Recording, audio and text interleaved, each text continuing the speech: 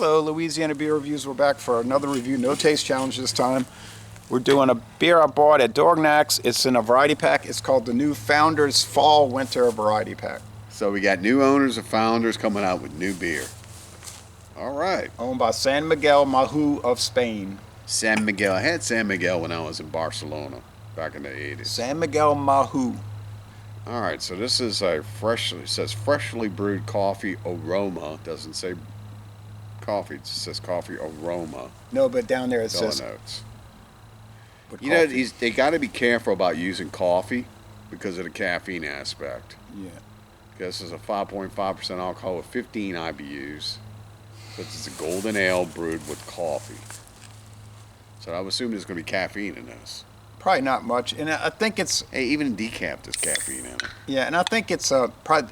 To me, it tastes like they were using a medium roast coffee. So, Founders already makes something called a breakfast stout. Do you think there's coffee in the breakfast stout? No, doesn't. What do you think's in it? Just stout. All right. Oh. Well, why would they call it breakfast stout? I don't know. They want people to drink it with breakfast. I don't know. Okay. Who drinks before lunch? Maybe they do tastings. I do tastings, early. Oh. I did a Scotch whiskey tasting this morning at 5:45. Scotch whiskey or Scotch ale? Scotch whiskey. I mean, I'm not going to drink Scotch at 5:45 in the morning, but I did a tasting. Sounds like drinking it to me. Tasting. All right. Looks like these are canned only, and it was six. Man, that's golden gold. Yeah, it was golden gold, like goldenrod gold. Look at that. Yeah, and it was $16.99 for the 12-pack. I guess for $16.99, that's not a bad way to try beers. They had a Winterbach, this golden oatmeal stout. Smells like coffee. Oatmeal stout, and what was the fourth one? Can't remember. Okay. Smells like coffee. Yeah, it smells like coffee. And man. it's so unusual to have an ale smelling like coffee because you expect to get this smell off of a coffee stout. So to me it smells, wow, that's really strong coffee aroma. Really strong, like a really good cup of community. Yeah, it's definitely strong in the aroma. Yeah. Taste.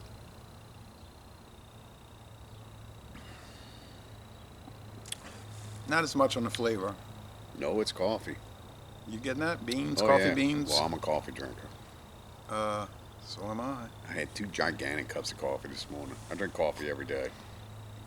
So do I. It's a little... Sometimes in the midday too, like when you're starting your reviews. Yeah. It's a little sour. Coffee. The bitterness is... There's no bitterness. Sour like what? Like I don't know, lactose like- style? It's Like lactose? Yeah, like sour, yeah. Let me see. Can I see the can? I was trying to find the IBUs. You said 15? Yeah, 15. Seems about right. It's a little sour in the flavor. Golden ale. Sweetness is low. Bitterness doesn't exist. Body's medium. Finishes mostly dry. To me, it's kind of bland, but when I did my solo review, I said I don't want to say bland. I'm gonna call it mild. I said mild. Mild. I'm getting just about every coffee aspect that you would get. Okay. I was actually getting some kind of a remember Cafe? No, I remember That Urban South put out? there was some other local company that did a blonde ale with coffee, though. It didn't last. I'm trying to think who it was. Not Rev. That's a dark beer. Man, this is good. Well, see, Founders? I thought it was okay. I gave it a B.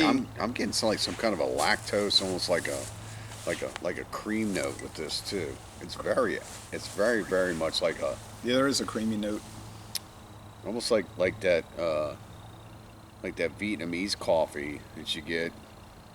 Well, they make an espresso for you in New Orleans. So you used to go over there to the Vietnamese village. It's got that taste, but it doesn't have that caffeine punch. Well, we don't know right now. It could have that caffeine punch later. Village de Lait, Village of the East. Mm-hmm. Yeah, go in that little grocery store and that dude's back there smoking them all, bro. Can I help you? Coffee. What? One coffee? Okay. Cappuccino? Cappuccino? Oh, okay.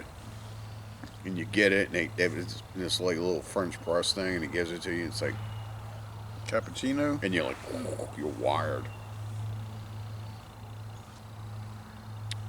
Then we get bread out here from their bakery. There's a bakery called yeah. Dawn Thong. We get bread delivered. Thong. We get bread delivered out here from there. Well, here's another aspect for you. They deliver to all like Vietnamese and Dinner Asian rolls. restaurants. It's not dinner roll. It's an oversized pistolette. Oh. Well, look They're like like what we that get big. is no, but what we get is like a tray, and it looks like dinner rolls. They're kind of big. Those are pistolettes. They deliver them to Vietnamese restaurants around the town. Yeah, and if you go over to that po' boy shop when we were at the Tulane game, remember I walked over there? Oh yeah, that grocery Yeah. store. Yeah. A grocery store that happens to sell po' boys, which is probably 90% of Which their is business. basically a po' boy shop where they have groceries inside and drinks and beer. Um, But their main business is po' boys. Good- Adams Street. a good Adams old- Street Grocery. a good old poor boy. And they're cheap too. Tom Fitzgerald refuses to call it a po' boy. He says it's Yeah, a I had poor a ham boy. and cheese dressed. I had a half one, which is basically like a 6-inch, and it was like $5.50. And I went to the Tulane game and I got ripped off buying a piece of pizza, which was a rip off in it. Yeah, you paid $7.99. I told you I'd get a whole po' boy. It would have been like not as much. Could have got the whole po' boy for $10. It was actually $8.49 after tax for that dollar pizza. All right, well enough. Next time I'll just get the whole po' boy. Next time I'll listen to what you're telling me. I'll let you give the score first. I know what I'm gonna give it. I like it. I think it's good. I like the creamy aspect to it.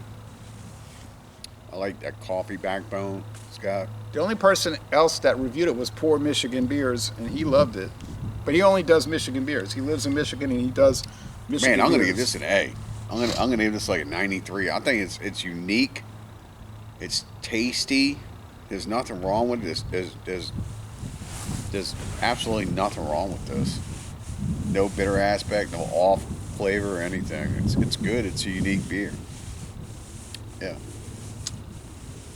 I think I'll settle at an 8.4. A B. It's good. Ooh, found the shit. Don't send this guy any swag.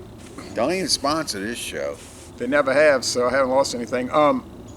If you do decide, then it's going to be a 94. But I'm changing it. But as it stands now, with nothing coming my way, no yayo in my hand, I'm going with an 84, 8.4 out of 10. What don't you like about it to bring just- it down to an 84? I do like it. It's good. It's a good beer. It's a B. It's just a little, let's say, mild.